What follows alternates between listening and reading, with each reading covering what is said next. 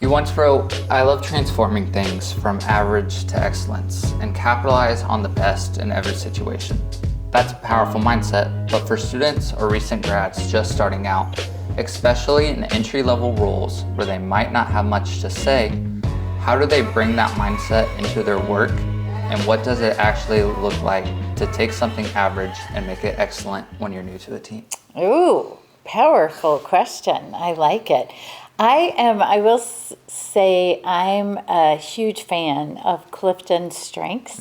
And one, my top strength is maximizer, which is taking something good and making it better. So I think for me, that is very natural for me to think in those terms or to always be looking for that.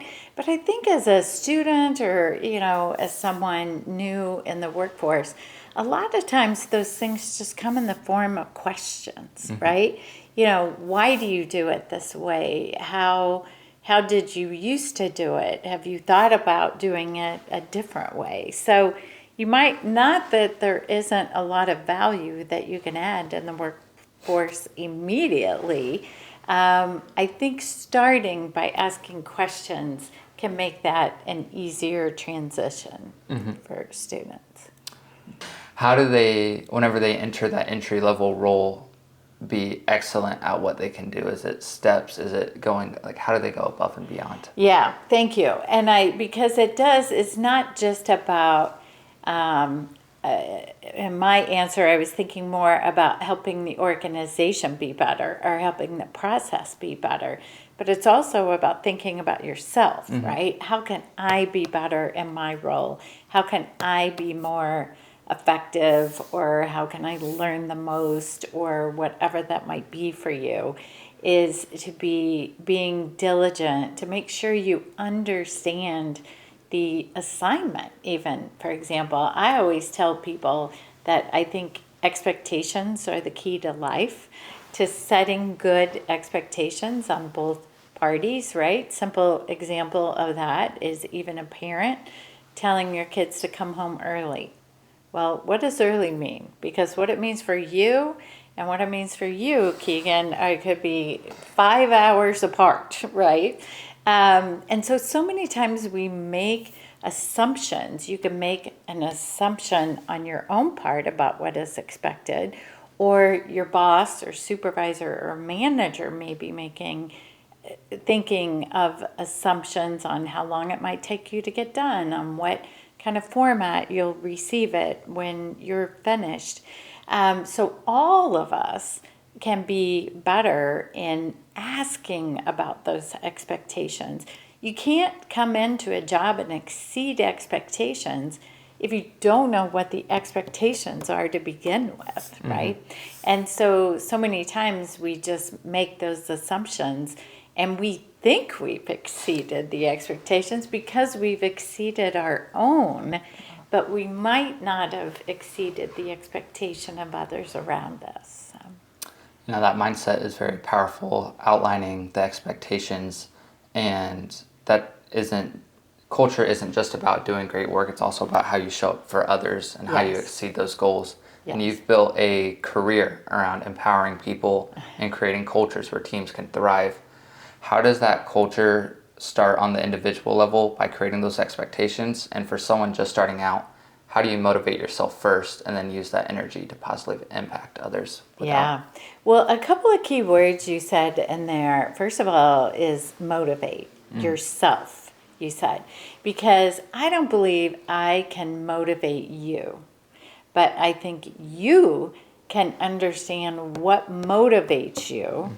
And I can play into that. I can support that. If it motivates you to get finished with work early, or to make more money, or to be recognized for the work you accomplish, I think it's a part of both of us, if I were your manager, and understanding what that motivation is and making that more available to you.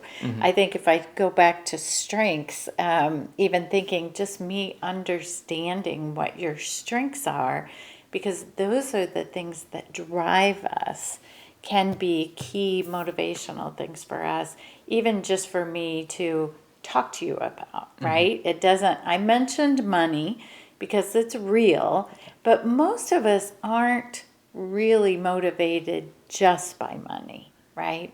There's other factors around that, or that money might be a bit longer term, like it might be getting a raise next summer. So what do I need to do now? What are those steps I can take? Can you repeat the question again too, though, because there was something else you said in there. How does that kind of culture start on an individual level? Yes, thank you.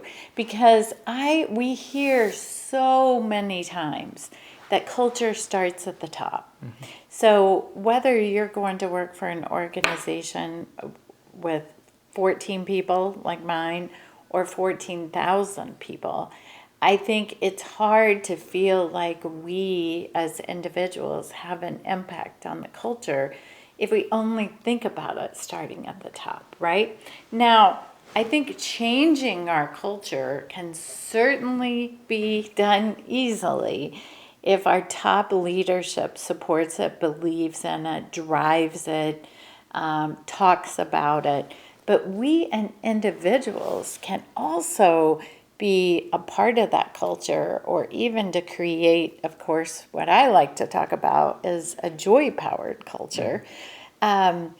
We can do that on an individual basis too, by coming into work every day with a smile on our face, or being eager to learn, or asking good questions, or just creating an environment where people feel comfortable. They feel psychologically safe to be at work. That doesn't mean we all have to be best friends or hang out after work, but we can be respectful. We can be civil with other people. So really everything we do at work, I think, can impact our culture. Also, too, we hear or read a lot about organizational culture. So that's where you're going to work for a big company, and many people just think like, well, I'm not impacting the culture at all, right? Well, what about the culture in this room right now with just the two of us sitting here? Or what about the culture in the break room? Or what about the culture of your department, right? We can play a bigger role in those things, which then feeds up to that. We can certainly be role models at those things too, whether it's, being at work on time, or again, coming in with a smile on our face, or showing up to meetings, with a good attitude and an interest in the topic, and not a view on our screen where we're looking like this and falling asleep. So I just feel very strongly that every single person can impact that culture. You said earlier that one of your strengths are the maximizer, the Clifton strengths, but for students going into a project together, most students aren't going to say, hey, everyone needs to take this test, right, so I can figure out what motivates you. Right. Because leaders naturally do occur in groups. Sure. How can those leaders motivate the other students without saying, take this test, or with only being in a group for maybe even a semester? Yeah, I think so. For those people who do know their strengths, and even, you don't have to take the Clifton Strengths Assessment to understand what your strengths are. Do you know your strengths? I do not. Yeah. So you might not know them in terms of the Clifton Strengths Assessment, but you might know them in terms of just, I started this podcast because I love to learn from other people, or I love to communicate with other people, or I have ideation and I'm always looking for ideas. So we can just sit back and ask ourselves, and I think the best way to do this is to say, what was my very best day at work, at school, in the entrepreneurial club, whatever my situation is, what was my best day? and what was I doing that day? And probably your answer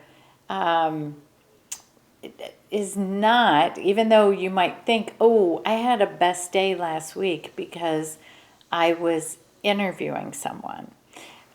I mean, that could be true, but it's probably deeper than that. Our strengths are deeper in that some of the examples I just used, not that it wasn't the context of the podcast itself, it was the fact that you were learning or that you were communicating or that you were getting ideas or that you were being strategic in your questions. So try and separate it from the actual physical event of podcasting and to say, why did I enjoy that so much?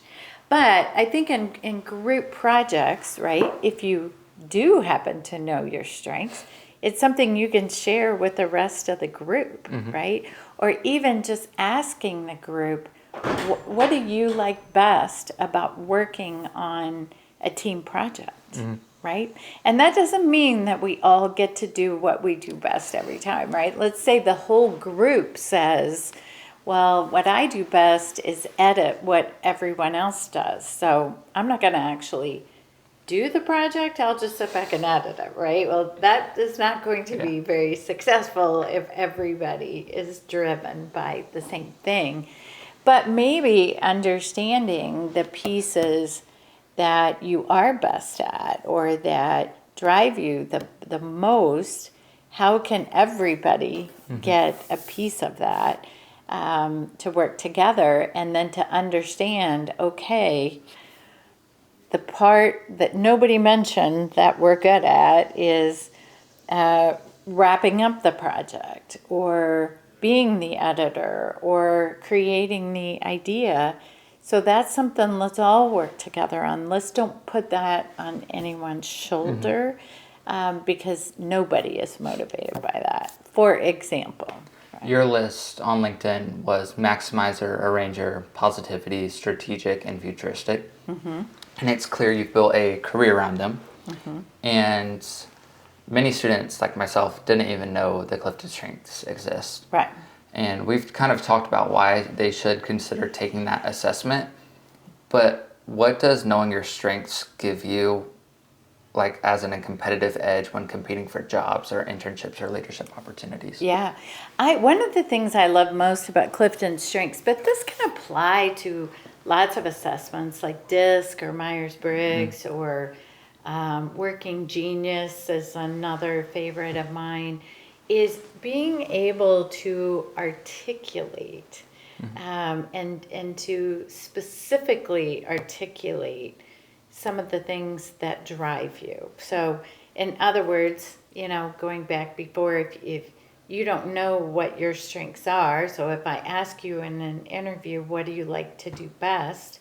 I'm sure you can come up with some things, but they might be like, well, I'm really good at accounting, or I'm really good at marketing, or I'm really good at solving problems.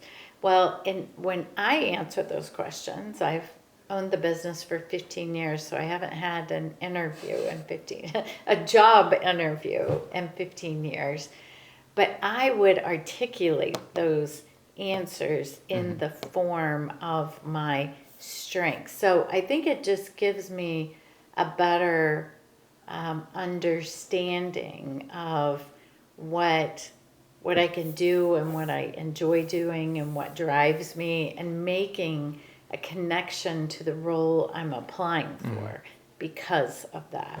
So does it make me a better employee? Maybe not.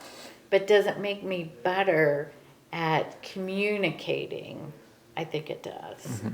And you said you haven't had an interview in years, but for the first part of your career, you were in accounting. Right. Until one moment, hoped you realized your strengths were in people and not spreadsheets. Yes. And that example led you to pivot to HR, and it reshaped your path. And for students who feel like they might be in the wrong major or unsure about their first job, how do you know when it's time to pivot, and what helped you trust that decision when your path started out so differently? Yeah, great question again.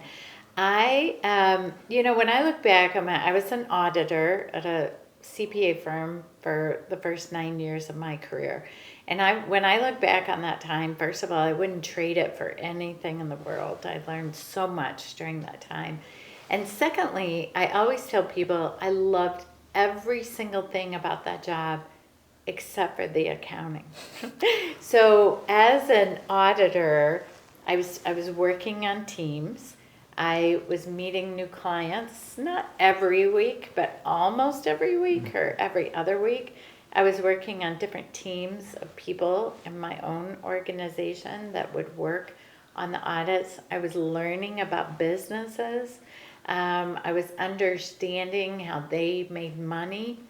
All of those things still fascinate me in my role as an HR consultant. And it's the same things that I enjoyed as an accountant, but it did, after probably even 4 or 5 years, I knew that the accounting or being more technical in accounting was not my spot. Now, I still stayed in that role, but what happened to me is I had the opportunity, or maybe I should even say I created the opportunity to going to the managing partner in our office and said, I'd like to be involved in recruiting. That have fascinated me.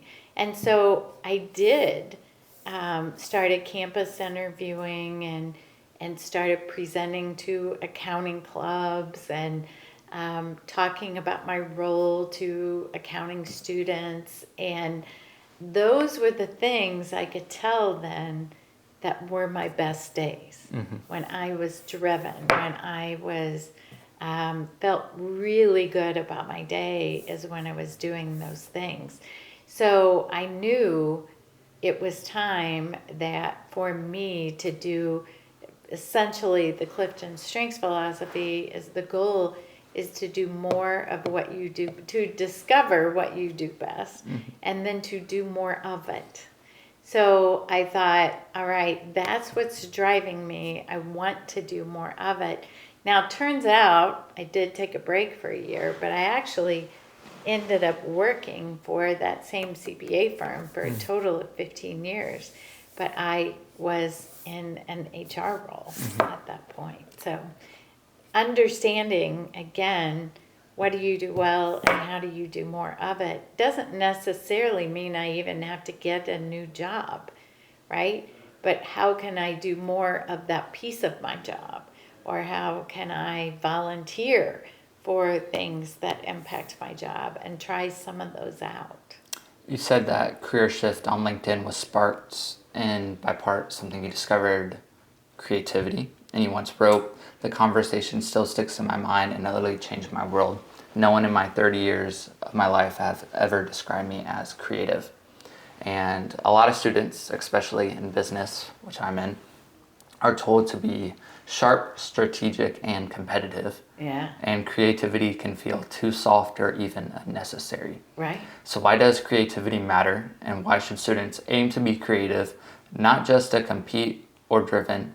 And what does it mean to actually use creativity as a strength, even in environments that prioritize results over imagination? Yeah. So creativity is actually one of our core values at Purple Inc. too. So I feel very strongly about this topic. But I think for the first 30 years of my life, I never thought of myself as creative. I wasn't an artist. I mean, I thought of creativity as being artistic. Even as a writer, I didn't think that was something I was good at. Or any of our maybe obvious ways we might think, more obvious ways we might think of creativity. Interior design or flower arranging or whatever it might be.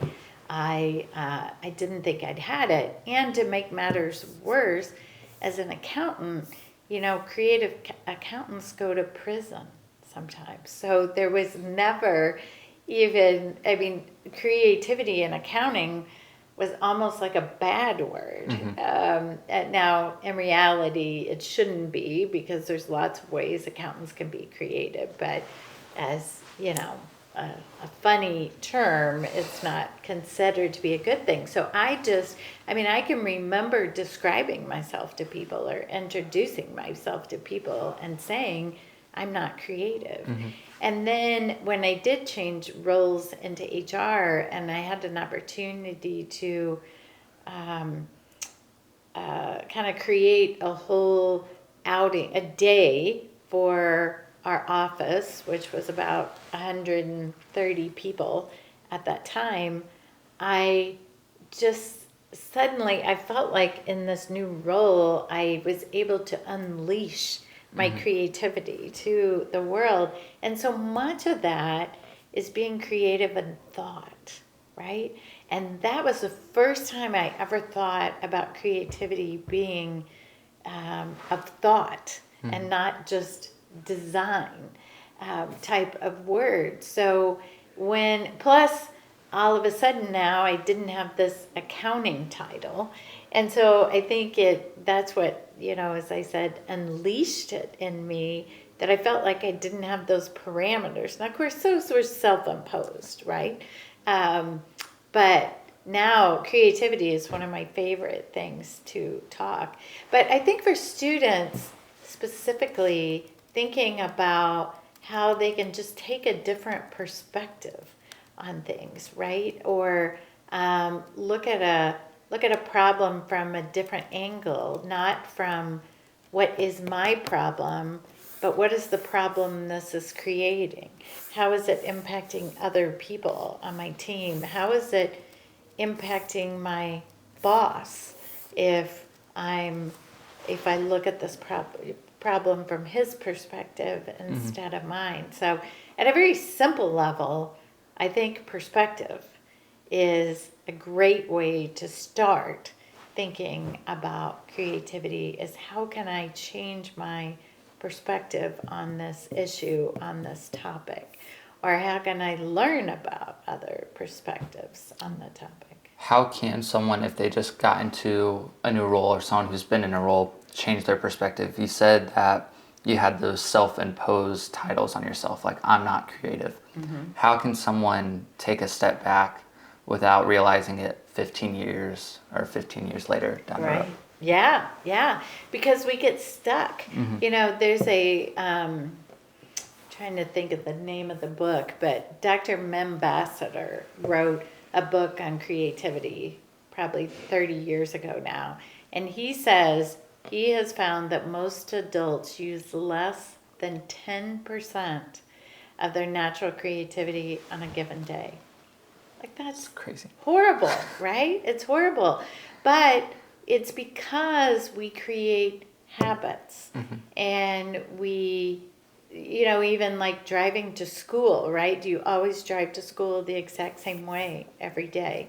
And maybe that's the most efficient way, so that makes sense.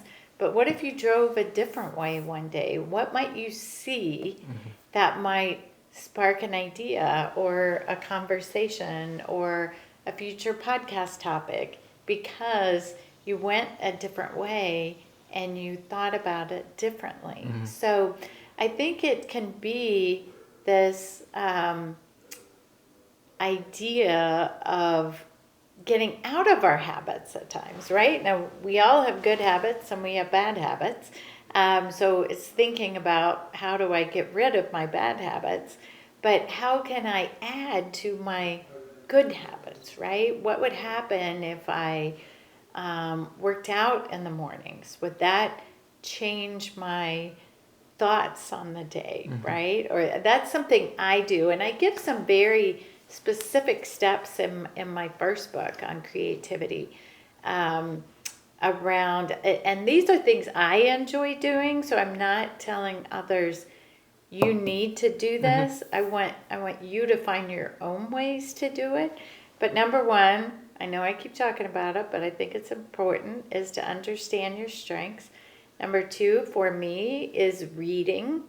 So I read a significant amount, and part of that is getting different people's perspectives or learning from different kinds of people on a similar topic. Part of it is exercising, whatever exercise might look like for you, you know. So things that can sort of get your brain moving and stimulated. And a podcast is another one that was not in my original book at the time because podcasts were not that popular. But I think listening to this podcast can help people's creativity on thinking about their work and their role and their responsibilities. So. That goes right into the next question, which is you just shared a lot about mindset, leadership, and playing into your strengths. But what's one habit, mindset, or daily practice every student should carry into their first job or internship, especially if they want to grow into a strong, authentic leader? Yeah. Well, you know, positivity is one of my strengths, so I talk about that a lot. And then this idea of being joy-powered at work, I think is important to have as a mindset. I think the reason how I started this whole philosophy of joy-powered is because I think so many people are just settling at work, or even they take their first job and think before they even get started, yeah, I'm probably not going to be here very long. This is it's just my first job. It's my entree into the business world, and not even hoping for higher expectations of what that can do, or that it can change your mindset about different things in the work environment. But if we come into the work environment or those first jobs of thinking, how can I come with a mindset that says, I want to grow, I want to develop, I want to learn, I want to do more of what drives me. Now, you know, I know the younger generation kind of gets a bad stereotype of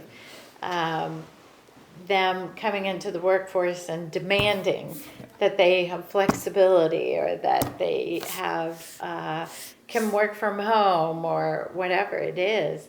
But so demanding is probably not a good word to think about. I will demand what I want, but how can I ask for what I want? How can I impact people around me in a positive way? And maybe it's not the long-term career for you, but how can you look for the joy and learn in the moment? So, If we took away all of your experience, the job titles, the awards, the companies, what does success look like in your life today? yeah. I think for me, it's about knowing that I've enjoyed what I've done. I haven't made a lot of big transitions in my career. I mean, my first job, I was in different roles, but I worked for the same company for 15 years. And although I have not been joy-powered every one of those days or every one of those moments, when I did get to a point where, like you asked me earlier about being an accountant, where I knew that was not, the accounting work itself was not empowering me. It was not something I was striving to be better at, specifically on the accounting side of it.